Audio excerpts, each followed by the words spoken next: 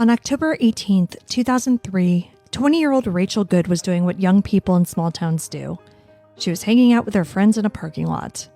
Rachel and her friends chatted in the Elkton Volunteer Fire Department parking lot until it got dark. At that point, Rachel decided it was time to call it a night and she drove home. Though her car was later found there, Rachel was never seen again.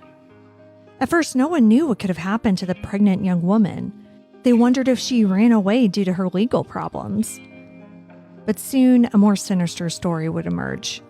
One of a secret relationship and police misconduct in the small Central Virginia town. Now, nearly 19 years later, there is only one suspect in Rachel's disappearance, but no charges have ever been filed. When a person goes missing, there's a special kind of pain in the not knowing.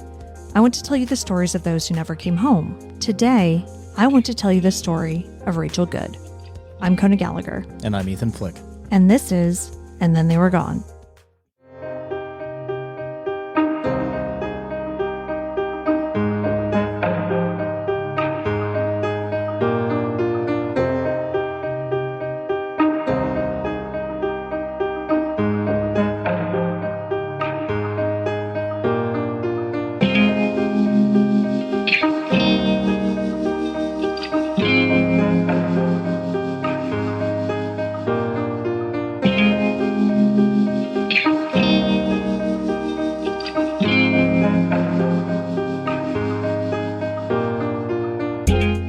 Welcome back, everyone. Welcome back. Thank you for joining us once again. All right, so here's the deal. Ethan is home right now. He exists as a person in my life. For now, yes. For now. This is a temporary state of being for my lovely husband, as he's going to be traveling pretty heavily for the next month or so. Yeah. So what we're going to do is focus on some underreported cases. The idea was that these would be shorter episodes so I could write them faster, but of course that has not proven to be the case so far, and this episode is not any shorter than anything else I've written. Awesome. So the plan is not going great, but we're still going to try to get a few more out before he leaves. But either way, I am excited to be bringing attention to these cases that haven't really been covered and haven't been talked about as much.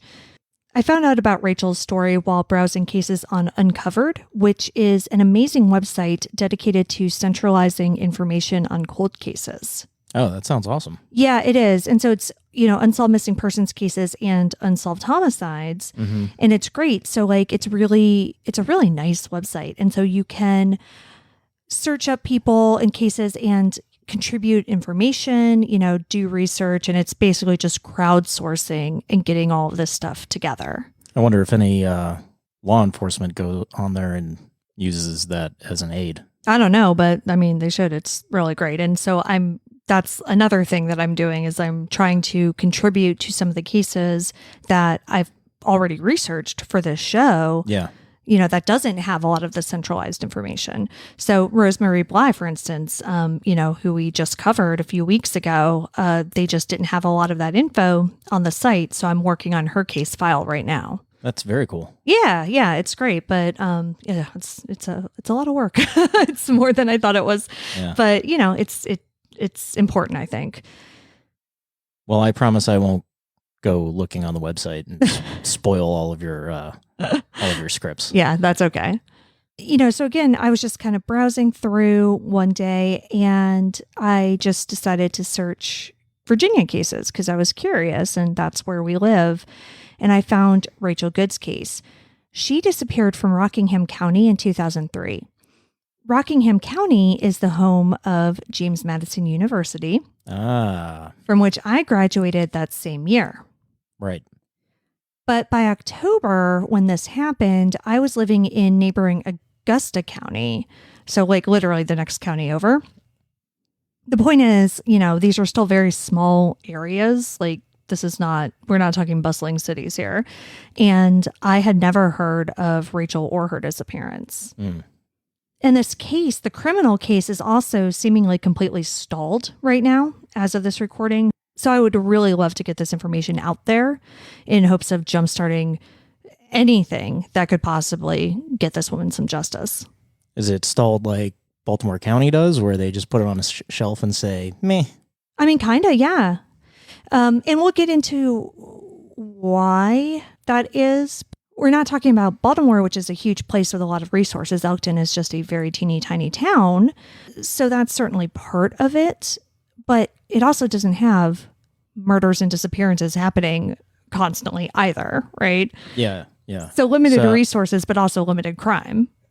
Well, now I'm curious to get into the case. Yeah. So that's what we are going to do now. Rachel Nicole Good was born on October 6th, 1983 to Carrie Good and Brenda Berry in Harrisonburg, Virginia. And that is how little information is out there on this case. The Charlie Project doesn't even have her date of birth.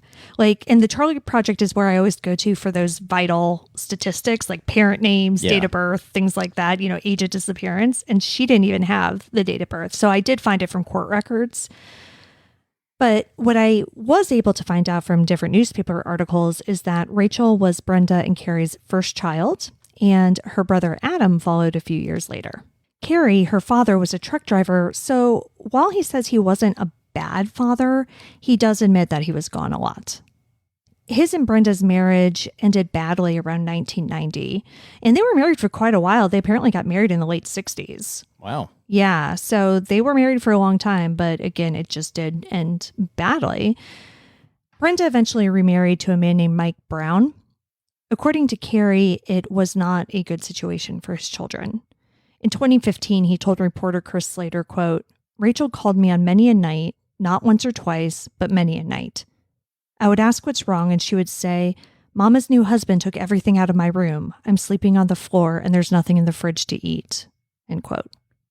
Well, that sounds terrible. Yeah. And this is, of course, just according to the ex-husband, sure. Right? Brenda and Mike have, of course, not spoken publicly about these allegations, so we do have to take them with a grain of salt. But as Rachel got older, Carrie says that she fell in with a bad crowd. He said that there were days where he didn't really know who she was hanging out with or really where she was, things like that. And as often happens in these cases, she became pregnant as a teenager. At the time of her disappearance, when she was just 20 years old, she already had 3 children. What? Yeah. Whoa. Yeah, and I don't know the ages of all 3. I do know that her youngest son was only 5 months old when she disappeared. Wow. I was going to jump in there and try and defend the quote-unquote bad crowd just because she was staying out late and she, accidentally got pregnant doesn't necessarily mean it was a bad crowd, but I don't know, 3 times? Yeah, and apparently as a teenager, it was with 3 different men. From what I can see, it was 2 sons and a daughter. And I only think it was with 3 different, because the kids do all have different last names. But I'm not saying this to pass judgment on her at all. No. My dad has 5 children with 3 different women. So yeah. What am I going to say, But her relationships do come into this story. So that's why we need to talk about it. So even though she was young, Rachel was described by everyone who knew her as a good mom. She very much cared about her children. She was also described as a free spirit who never met a stranger. One of her friends, Danielle Doval, said that Rachel was the type of person who would get into a 30-minute conversation with someone at the gas station. Which, that's my worst nightmare, honestly. But I feel not that you would do that, but you're just one of those guys who just loves talking to Uber drivers. So I did think of you. Not always. After Brenda and Carrie's divorce, Brenda moved to Cremora, which I've never heard of at all, even though it's in Augusta County, where I lived. I've never heard of this town. But so it is close, though. Like I said, Augusta's the next county over. So she still stayed in the area. Rachel attended nearby Fort Defiance High School, where she was seemingly well-liked and, had a pretty average experience. But I'm not sure if she graduated because, again, she did have her first child while she was in high school. So I'm not sure what happened after that. Everything I've seen said that she attended Fort Defiance. I've never seen anything definitive that she graduated from Fort Defiance.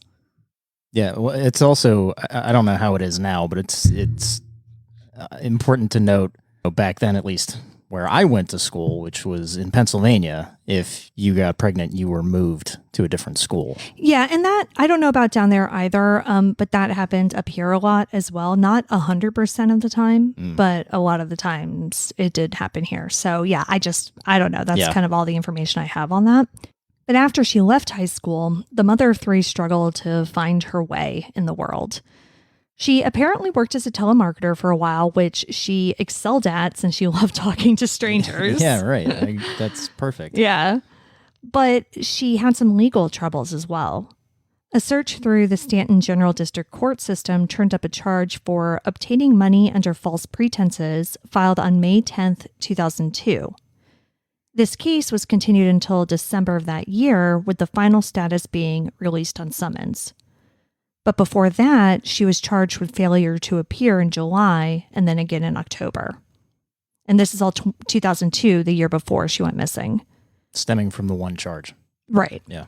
In 2003, she had charges in Rockingham County Circuit Court. On July 1st, 2003, Rachel was charged with uttering, forgery, and obtaining services by fraud. And, uttering is one of those charges that I've seen, and I've never really known what it has meant. And I've never bothered to look it up, but I figured I should now.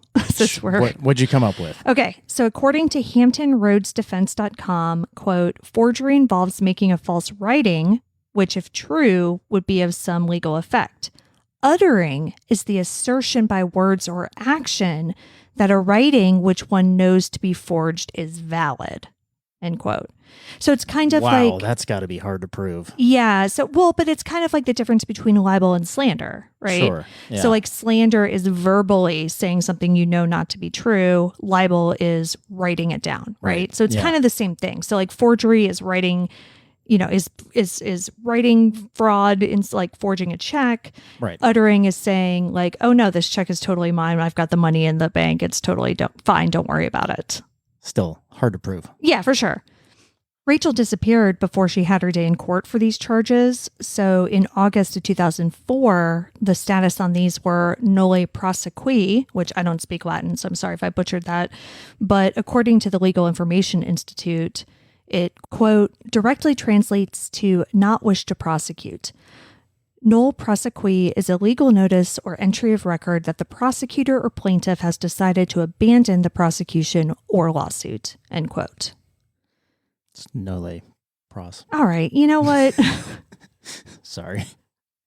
But to shorten it. But you said nolle pros, yes, which is the abbreviation. Because that's what dumb cops like me say. Exactly. They say nolle pros. Because you don't know if it's prosequi. I don't know. You don't speak Latin. That's true. I don't. But nolle pros. Okay. Yeah.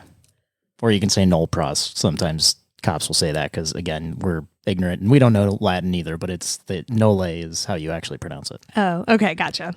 Basically what that means is that by this time, Rachel had been gone for nearly a year and she was presumed by the police to have been murdered. So the prosecutor, elected not to proceed. They needed to clear the docket. It's not a huge charge. Yeah, so let's move on. Exactly. If she comes back, they can probably charge her again. Right. But nobody really cared that much, I don't think, Yeah, for passing bad checks? Yeah. Well, and I don't know if it was bad checks. Well, yeah. Okay. Fair. Forgery. Right. And uttering. But again, not the worst thing in the world. So like I said, police did, by that point, think that she had been a victim of a homicide. So let's talk about Rachel's presumptive murder.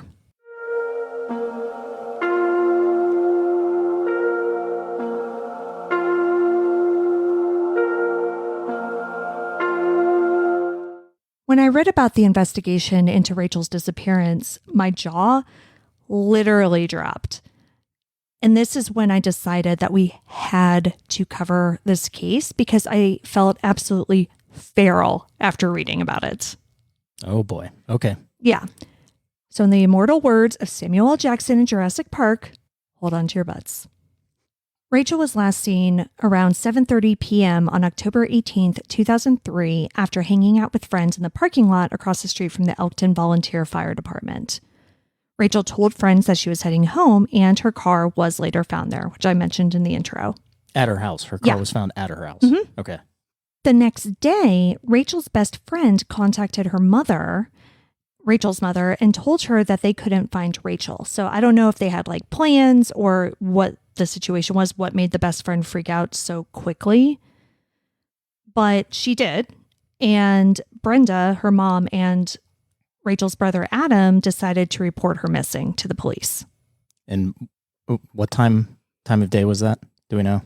That they reported her to the police? I don't know what time of day. I just know that it was the next following day. Mm-hmm. So we're assuming less than 24 hours. Yeah, 12 to 15 hours later. Probably, yeah.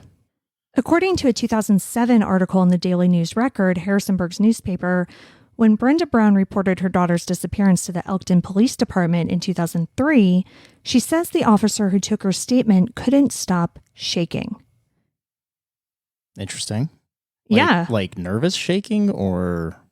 Well, she said, quote, "I have never seen anyone shake like that. He could barely hold his ink pen in his hand and he only wrote a couple of lines." End quote. I don't know how to take that. Yeah, I don't think she really did either, honestly, because out of all the things you're expecting, that is probably not on the list. I'm just wondering whether it was nerves or whether maybe it was a newer officer and he was nervous taking a first report like this, or right, because again, Elkton, Virginia does not have a ton of missing persons, right? You know, this is not common there. Or if it's a bigger picture issue, like maybe he was an alcoholic or something. I don't know. I shouldn't throw out accusations like that. No, but I just don't know why else somebody would be shaking like that other than being nervous. Right. So we will find out. Okay. The officer who took this report was a man named Adam Williams. He came across as a caring officer who was empathetic toward Brenda, a mother who is going through every parent's worst nightmare. He told Brenda that if she ever needed anything, she could call him and that he would help in any way that he could. So Brenda, I mean, I don't want to say she must have been feeling pretty great because obviously she's in a nightmare. But we've talked about a lot of cases in which officers were not nearly as interested or willing to help. Right. At least she feels like she's got the support. Exactly. Right. You know, so it seems at this point that she's in a much better position than other parents of missing adults, right? Like she has this officer who is saying like, listen, I care about this. I want to help you. Yeah. He's not saying she's an adult. She can leave whenever she wants. Right. And, you know, we'll wait X number of hours or whatever. Yeah, no, it doesn't sound like there's anything like that. And if this were Dateline, and if I were Keith Morrison, I would have a pithy remark about this. But it is not, and I am not, so I will just say that this was actually very fucked. At the time of Rachel's disappearance, Adam Williams was 22 years old.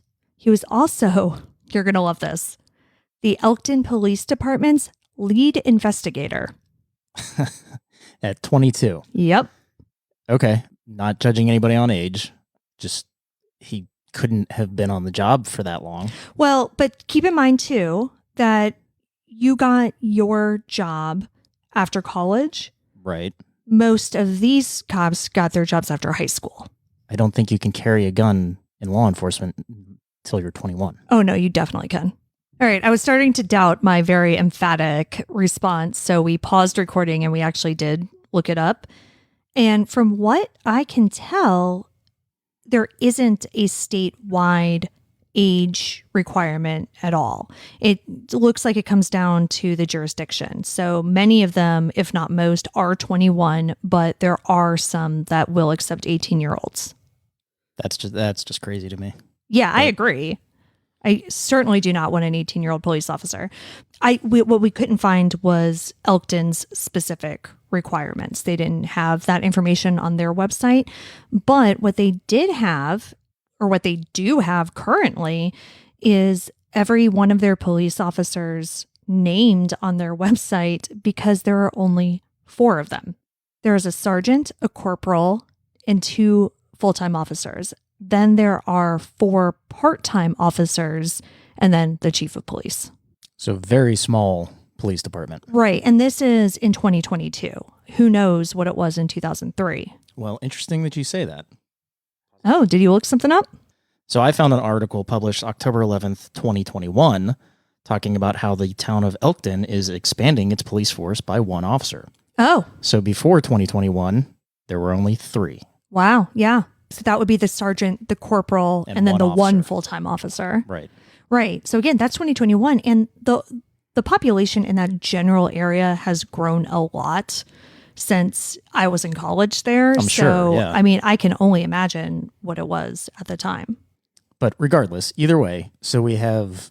So we have this 22-year-old guy, Adam Williams, who had been working there presumably from between 1 to 4 years, right. let's say. Yeah.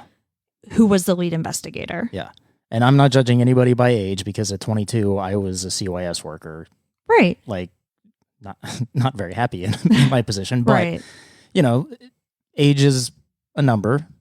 You got to think. So let's just assume at that time, there were only 3 officers, the sergeant, the corporal, the officer. Presumably he was the officer, right? So right. it makes And if sense he's the only officer, then he's got to be the lead investigator, because there's nobody else. Exactly. So that makes sense, I think, a little bit more. So because Adam was the lead investigator, he, of course, took the lead on Rachel's case. During this time, Rachel's family witnessed him entering her apartment and collecting evidence, which totally normal. Like, sounds good. Yeah, like definitely what you would want him to be doing at that point, except for one thing. A few days after she went missing, when her family was kind of, trying to figure out what's going on and kind of looking around on their own, they found some letters that indicated that Rachel and Adam Williams were in a romantic relationship. Oh, no. Yeah. Okay. To further bolster this claim, we need to rewind back to a few days before Rachel went missing. She had called her father and asked to borrow $100. He agreed to give her the money and said that she wouldn't even have to pay him back. But there was a catch. He wanted to see her in church that Sunday. So like a very dad thing to do, Rachel agreed, and on October 12th, she attended church with her father, Carrie. After the service, the two were just chatting, and she said to him, quote, "Daddy, I'm dating a policeman. You want to hear him?" End quote. Carrie said, quote, "She pulled her phone out and I heard his voice on a voicemail. Rachel, how you doing? Just wanted to say hey." End quote. The man on the voicemail was, of course, Adam Williams. So, not an inappropriate thing that he is dating her. However, inappropriate that he didn't recuse himself from the investigation immediately. Right. And I get that he might have been the only officer, but that does not matter. No, yeah. In this case, you have to come out and say, yeah. Especially if, he had nothing to do with it. Right. He's got to be like, "Hey, Corporal, Sarge, Chief. Yeah. I was dating this girl, seeing this girl, whatever. You got to pull me from this and get somebody else to do it." Exactly. But he did not.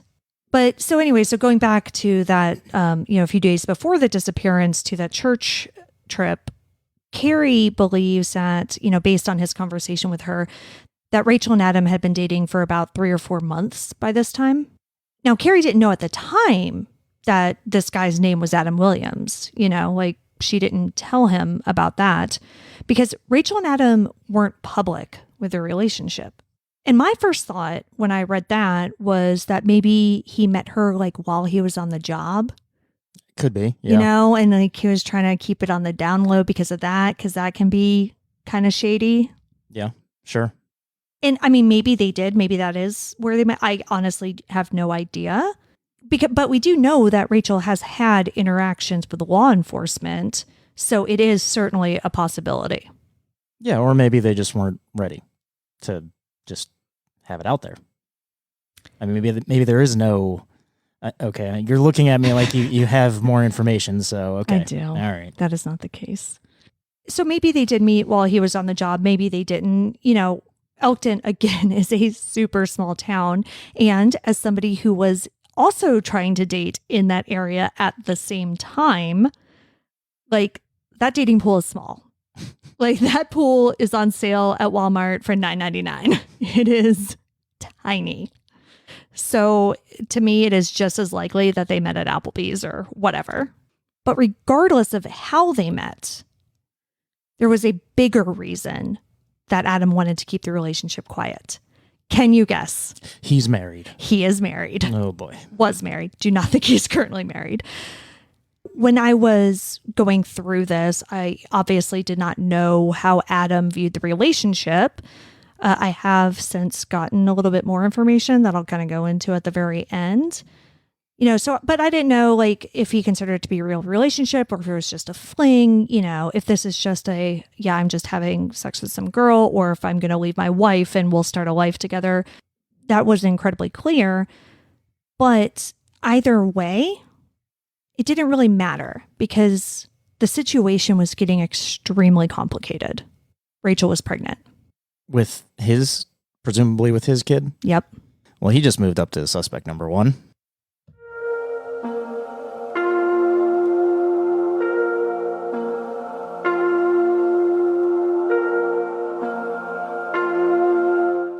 So Rachel Good, a mother of 3 with as yet unresolved legal issues, is in a secret relationship with a married police officer.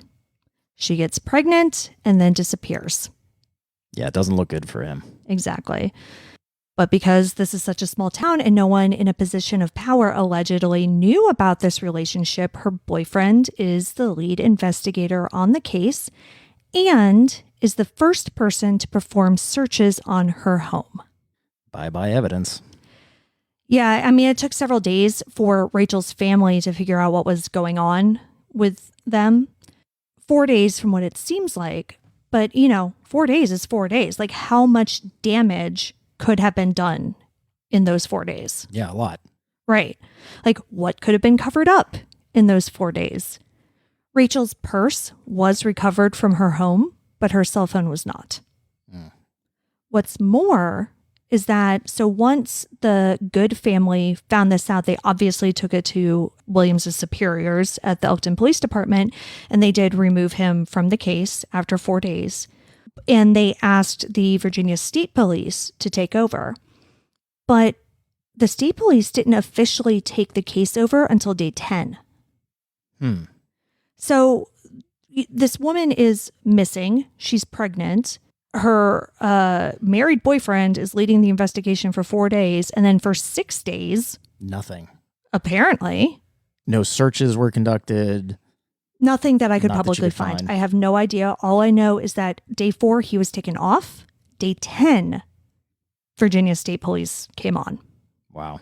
Unfortunately, not much is known about the actual investigation into Rachel's disappearance. What searches were done or anything like that. But a theory quickly emerged, and it's exactly what you would think. That Adam did it? Yeah. And then covered it up, and since he was the lead investigator, had 4 days to tamper with evidence? Yeah. That maybe he couldn't have gotten to before? Exactly. According to some of Rachel's family members, when she told Adam that she was pregnant, he wanted her to get an abortion. He even gave her the money for it, which I read was like around $1,700. Rachel not only did not get the abortion, but she threatened to tell Adam's wife about them and took the money and spent it on other things. Okay. So she was putting his feet to the fire at this point. And clearly, things were not great between them in October of 2003. Remember when I said that no one in a position of authority allegedly knew about this relationship? Uh-huh. All right, so you're a cop. Mm-hmm. Let me know what you think about this wording. Oh, boy. Okay. Because when you're a police officer or a lawyer, talking about anything in the criminal justice system, the wording is very important. Oh, yeah. Right? Yeah. Like, you have to be very careful with how you say stuff publicly. Yeah. Okay. All right. At the time, when asked about this, Police Chief Richard Pullen said that he had, quote, no official knowledge, end quote, of the relationship. What does official knowledge mean? Honestly, why did you have to throw that in there? Yeah. No official knowledge. And not to make light of this, but when I read that, the first thing I thought of was the love contract between Jan and Michael on The Office. When they started dating, he was like, we need to tell HR, we need to have a love contract. And, that's what, is that what official knowledge of a relationship was? Was he supposed to submit something in writing? I don't know. I don't think that's real. So let's say, all right, not even a civilian, because your department, you all love to, date and marry each other. What would constitute one of your superiors saying that they had official knowledge of a relationship? What would have to happen? I don't know. Because that's just not something that is real, right? I mean, you don't. That's nobody talks that way. Nobody talks that way unless they're trying to cover their ass. Yeah. And saying that as a police chief, I did not know that the officer under me was having this relationship. However, as a dude who lives in Elkton who went out drinking with the boys, maybe something slipped. Yeah, exactly. Right? I mean, that's what I'm taking from this. I'm just confused as to why he even said officially. Why didn't he just say he had no knowledge? Because my guess would it be, again, if somebody else who was at that Applebee's said, wait, no, I saw them drinking and talking and he did know about it. That way he could say, oh, wait, no, well, yeah. But that was on our personal time. That was not official. That was not boss subordinate talk. I guess. And, let me tell you, just for the record, Rachel's dad does not at all believe that the chief did not know about this. And so from his perspective, he knew about it and still allowed Adam Williams to be the lead investigator on this case. So it sounds like Rachel's family was running a bit of a parallel investigation at this time. In addition to finding the letters, Rachel's dad, Kerry, contacted Adam directly a few weeks after the disappearance. He asked Adam to meet him at a McDonald's to talk everything through. Adam agreed, but according to Kerry, he never showed. I don't know what Adam Williams' wife was thinking about all of this at the time, but Adam saw the writing on the wall. In November of 2003, about a month after Rachel's disappearance, he submitted his letter of resignation to the Elkton Police Department, effective January 2004. So this guy was like, okay, I know this looks bad, but hear me out. I need Christmas money. All right. So around that time, I think it was right before he put in the letter of resignation, police searched his home. And Virginia State Police. Right. And in December of 2003, Williams was put on administrative leave until his resignation took effect.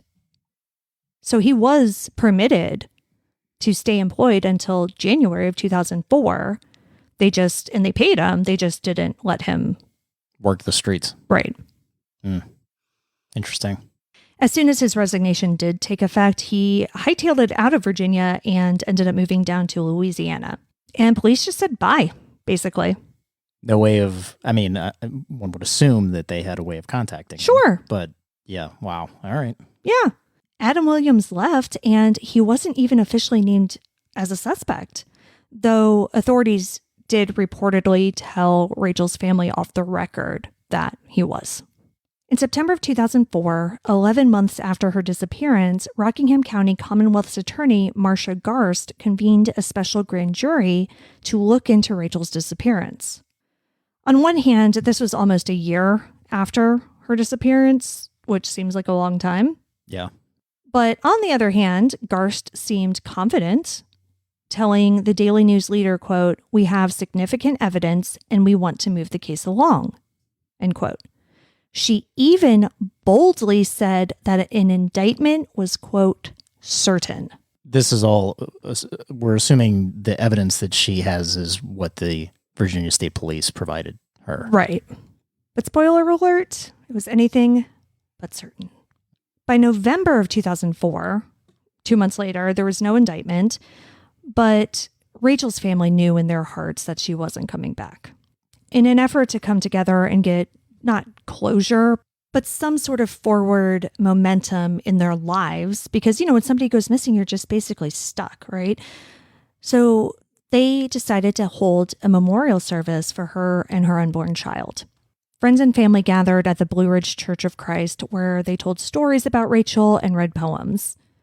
Lily Berry, Rachel's grandmother, told reporters, quote, "The people who turned out here really did a lot for our spirits. We needed this," end quote. After that, not much happened with the case. By the 5th anniversary in 2008, the special grand jury had been reconvened and had heard more testimony, but prosecutors were still refusing to publicly name a suspect. 5 years? Yeah. And they still can't decide whether they're going to take this to trial or not? Nope. Sounds to me like they don't have enough evidence. Yeah, maybe. I don't know. I mean, or they were just afraid. And, we'll talk about that in a little bit too.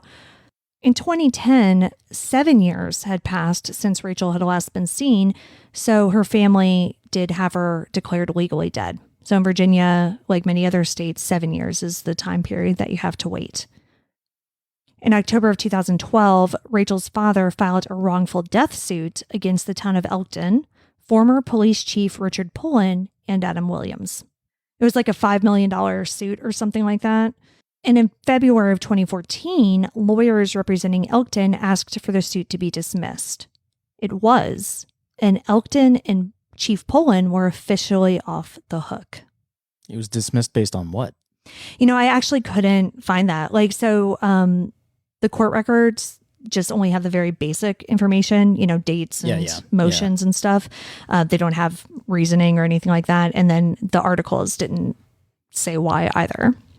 I guess it's safe to assume that because Adam Williams was never officially named as a suspect, and there's no hard evidence that the chief actually knew about the relationship, there was nothing that could be proven as in the wrongful death suit. Right. And, in terms of the town, okay, Williams was the lead investigator for 4 days, but as soon as this relationship was brought to the attention of, his higher ups, he was taken off, right?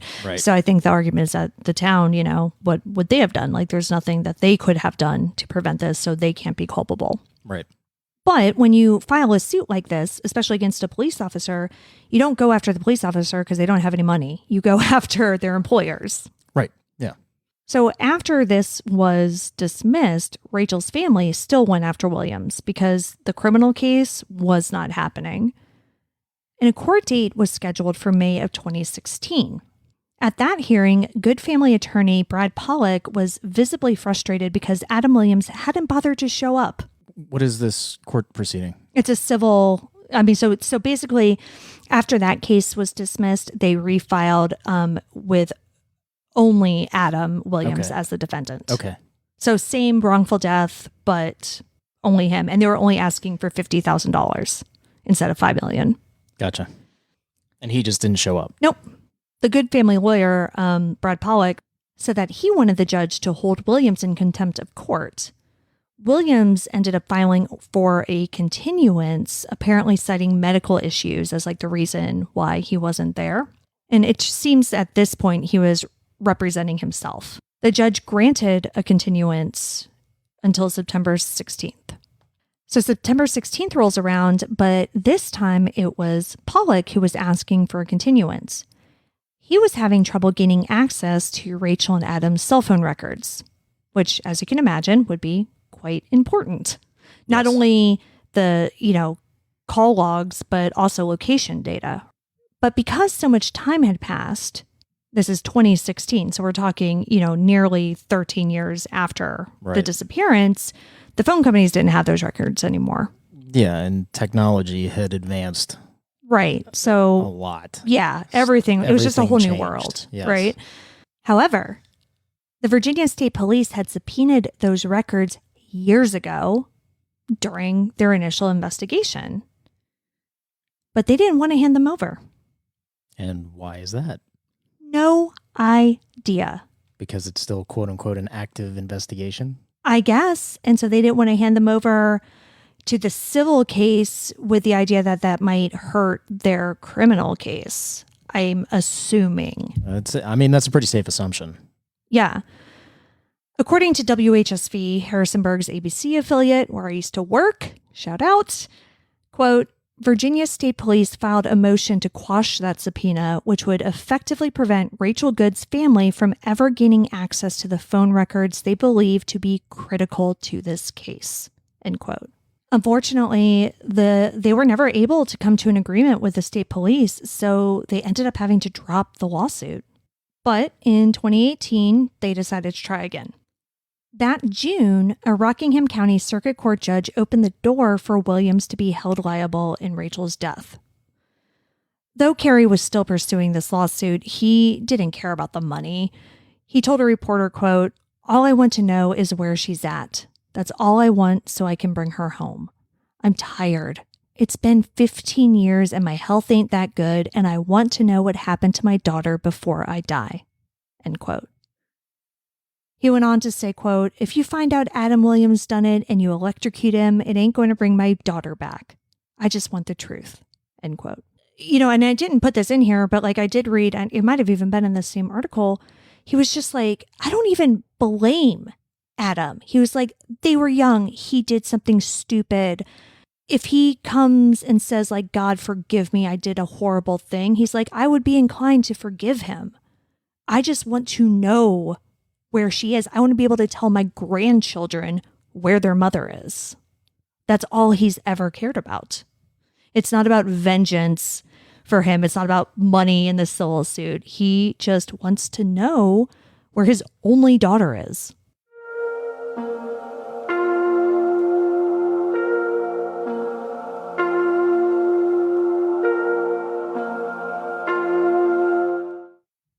So let's talk theories. In 2015, Carey laid his theories out to a reporter named Chris Slater. He said that over the years, they had received several tips, including one that Rachel's body was in a well in Lake Arrowhead. And I wasn't familiar with Lake Arrowhead, so I looked it up. It's a lake with a beach in nearby Luray, Virginia. Oh, well, I know Luray. Yeah. Now, they went down there to investigate, but found that the well had been covered up a few years before. Apparently, the home on the property also had its basement remodeled right around the time of Rachel's disappearance. Oh, that's interesting. Yeah. Carey's thought on that is that she was possibly killed in the basement and then put into the well. But what connection did Williams have with the house? Exactly. I don't know. I don't know if there is one. Because his parents didn't live there. His parents lived in Florida. Now, the more popular theory is that Adam's father helped him out. I already mentioned that Carey had contacted Adam after Rachel's disappearance, but he also contacted Adam's parents in Florida. He got in touch with Adam's mother, and she told him that Adam's father usually went up to Virginia in April or May, but in 2003, he went up in October. And apparently he only stayed for a day. And for those of you who don't know, I don't know where in Florida they were, but I drove from Augusta County to Orlando, and that was about a 13-hour drive. Mm-hmm. So, and that's central Florida. So if we're talking southern Florida, you can be talking anywhere up to an 18-hour drive. So it's not a trip you would want to make and then turn around and return. Yeah. And do we know when in October he came up? It was apparently after the disappearance. Okay. So of this, Carey said, quote, "I think that his father orchestrated it all. If it wasn't the well, I feel like Adam said, 'Hey, Rachel, let's drive to Florida.' So they went to Florida, killed her, and threw her in the swamp with the alligators," end quote. And maybe that's the case, but to me, an impromptu trip to Florida in which she alerted no one and left her purse behind doesn't seem very likely. No. If Adam's father is involved, what seems more likely to me is that Adam killed Rachel and then called his dad to help him out afterwards. And that is exactly what the prosecution is alleging that Paul Flores did in the Kristen Smart case. Mm-hmm. The whole case against Paul Flores is that he murdered Kristen and then called his father, Ruben Flores, to help him with the body. And so that's why they're both on trial right now for her murder. And so the theory is that that's basically what happened here. I mentioned at the beginning that it was hard to find information on this. And, there aren't even a lot of good pictures of Rachel out on the internet. There's not just a lot of information about her life in general. I was, however, able to connect with one of her friends on Facebook. So this is a guy named Chris. He asked me not to use his last name, but he was able to provide just a little bit of insight into this whole situation. He wasn't super close with Rachel, but they hung out pretty frequently, like in parking lots, like you do. And he saw her just a few days before she disappeared. So he wasn't there, in that night, yeah. But yeah, very close. He said that her relationship and pregnancy was known within her circle of friends, but that she was the only one who thought that they were in an actual relationship. So remember at the beginning, I was like, I don't know really how Adam felt about this. Well, according to her friend Chris, quote, she was just a piece of tail to him, end quote. Yeah, and he went on actually to talk a little bit more about Adam. Apparently, like, he was kind of known around town as just being a creep. And he was like the type of cop who would pull women over and then like hit on them, Awesome. Yeah, like that kind of dude. Yeah. As for his theory, he agrees that Adam killed her and his dad helped cover it up. Quote, that's what me and a few others believe. I think after Adam killed her, his dad came up, got the body, and took it back to Florida, and she was gator food, end quote. What this comes down to is that prosecutors are seemingly afraid to prosecute a no-body case. Virginia State Police still classify Rachel's case as open, but I don't know if it's actually being worked on. I emailed the field office that's handling this for a comment, but as of this recording, I haven't heard back from them. Yeah, Virginia State Police are pretty tight-lipped, so I would expect that you will not hear from them. Right. And, so Carrie in another interview has said basically that he's like, the police, the prosecutors, everybody has been telling us for years that they have enough evidence to hang this guy. But, he just thinks they don't want to prosecute because Rachel hasn't been found. And if the prevailing theory is correct and she was taken down to Florida, like, she likely won't be. Oh, yeah, definitely. At this point, it's, 19 years? Almost, yeah. Almost it'll be 19 years in October. Yeah, like, if that theory is right, she's probably gone. Yeah, and so I was talking to Chris about that because that was his theory at the beginning, and I was like, what are your thoughts now? And he was like, no, I believe that in my soul. And he said that there were some other kind of theories around that. Apparently there was a chicken farm. Harrisonburg is the chicken capital of the world.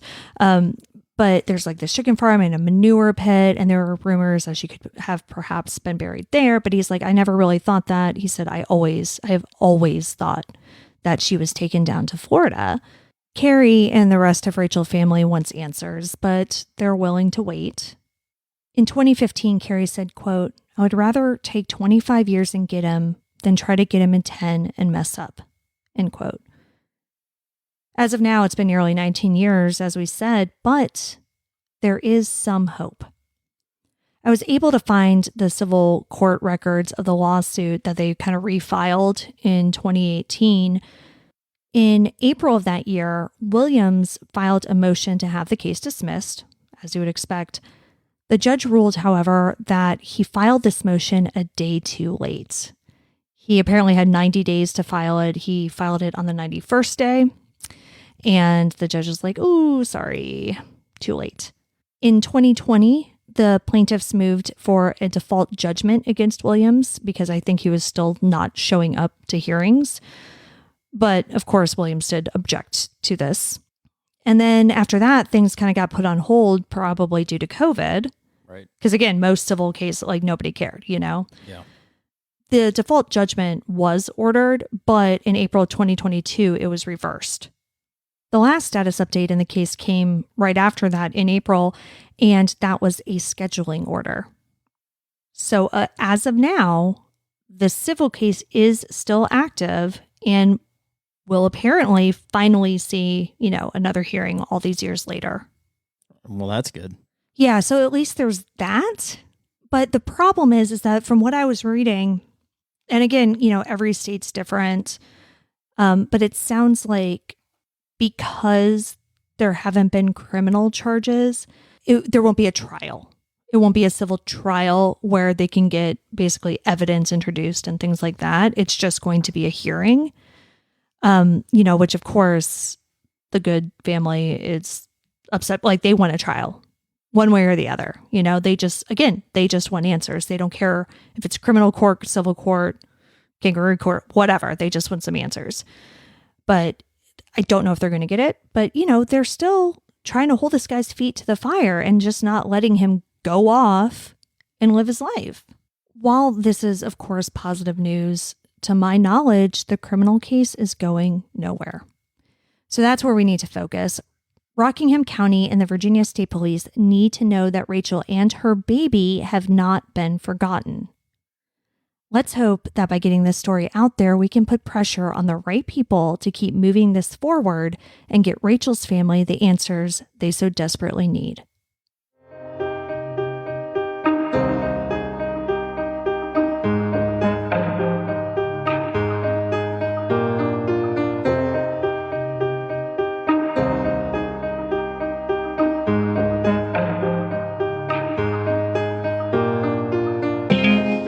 Rachel Good has been missing from Elkton, Virginia since October 18th, 2003. Rachel is a white female with blonde hair and blue eyes. At the time of her disappearance, she was 5 foot 4 inches tall and 180 pounds. She was approximately 10 weeks pregnant. Rachel was 20 years old when she went missing. She would be 38 today. If you have any information regarding the disappearance of Rachel Good, contact the Virginia State Police Bureau of Criminal Investigation Culpeper Field Office at 540-829-7400. You can see all of the sources for this episode along with photos and videos at our website, andthentheyweregone.com. And be sure to follow us on social, and Then They Were Gone Pod on Facebook and at ATTWG Pod on Instagram, TikTok, and Twitter. If you like what we're doing, please subscribe and consider leaving a 5-star review on Apple Podcasts. It will help new listeners find us.